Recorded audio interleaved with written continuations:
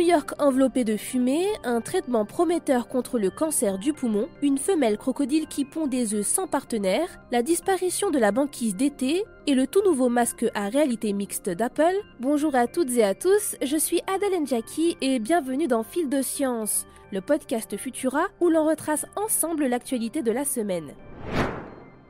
C'est une vue apocalyptique que nous offre la Big Apple ces derniers jours. New York est en effet entièrement plongée dans un nuage de fumée depuis mardi. Une situation dangereuse pour la population puisque la ville aurait désormais la pire qualité d'air mesurée dans le monde. Sur une échelle de 5, la pollution aurait atteint le niveau le plus élevé et le plus important jamais mesuré dans la mégalopole. La concentration de particules fines aurait également atteint un niveau 14 fois plus élevé que les seuils recommandés par l'OMS, l'Organisation mondiale de la santé. Les autorités auraient par conséquent conseillé aux habitants de rester chez eux et de porter en extérieur un masque filtrant. New York subit de plein fouet les fumées des incendies qui ravagent actuellement le Québec, des nuages poussés par les vents vers le nord-est des États-Unis. L'atmosphère ayant viré du gris à une teinte orange-rouge intense en quelques heures seulement, la visibilité dans la ville se trouve considérablement réduite. Certains vols ont dû être annulés ou retardés dans 2 aéroports de la région. Toutefois, la situation pourrait s'améliorer d'ici dimanche. D'après les prévisions météorologiques, les vents devraient changer de direction et l'arrivée probable des pluies devrait également faire retomber les particules au sol sur le nord-est américain.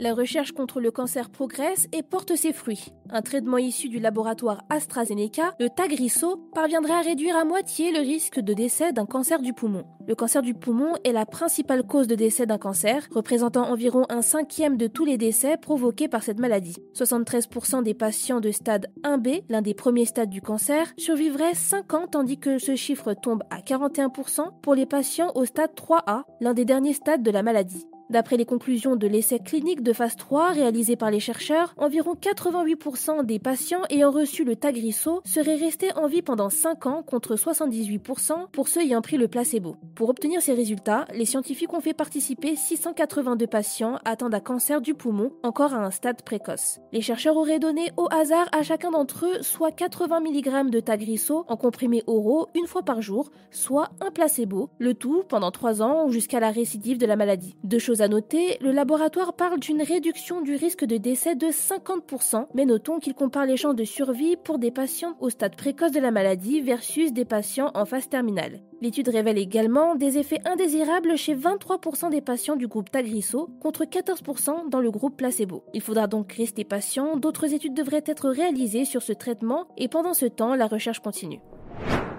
S'il reste impossible pour l'être humain de se reproduire sans l'intervention de 2 personnes, ce ne serait pas le cas pour les animaux. D'après des chercheurs de la Virginia Tech, aux États-Unis, une femelle crocodile totalement isolée depuis 16 ans aurait donné la vie par elle-même. Ce serait le tout premier cas de naissance dite vierge, observé chez les Crocodiliae, un ordre de reptiles comprenant plusieurs espèces comme les alligators. Or, les scientifiques soulignent que ce type de fécondation pourrait devenir plus fréquent, surtout chez des espèces au bord de l'extinction. Notre femelle américaine aurait pour sa part pondu 14 œufs, dont 7 viables. L'un d'entre eux, selon les dires des chercheurs, contenait même un fœtus entièrement formé. Pour information, même si c'est une première pour les Crocodiliae, le phénomène n'est pas nouveau dans le règne animal. De multiples naissances vierges auraient déjà été observées chez les oiseaux, les requins, les lézards ou encore les serpents, entre autres. Qui sait, à cette allure, peut-être que l'humain pourra dans un avenir proche se reproduire aussi de cette manière.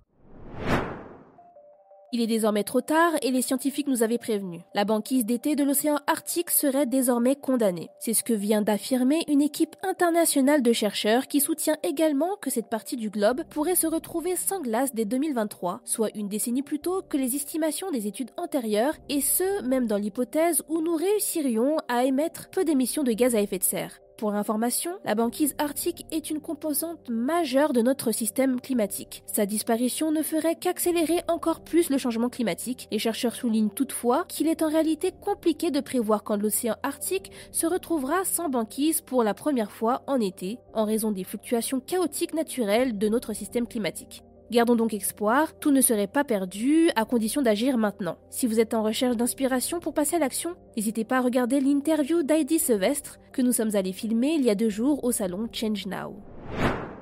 On finit sur la dernière innovation tant attendue d'Apple. Tim Cook, le patron de la marque, a présenté cette semaine son tout nouveau projet Vision Pro, un masque de réalité mixte qu'il nous invite à ne pas confondre avec de la réalité augmentée ou de la réalité virtuelle. En effet, aucune manette n'accompagnerait ce masque qui se piloterait seulement avec les yeux, les mains et la voix. 12 mini-caméras filment l'environnement pour permettre au masque d'afficher des éléments virtuels sur les images du monde réel. Ces caméras suivraient le regard du joueur à l'intérieur du masque pour ajuster l'affichage sur les deux écrans Ultra HD. Apple souligne également vouloir aller à la conquête de l'information spatiale. N'importe quel espace pourrait donc se transformer en l'équivalent d'une salle de cinéma avec l'impression de regarder un écran de 30 mètres de large équipé d'un système audio spatialisé.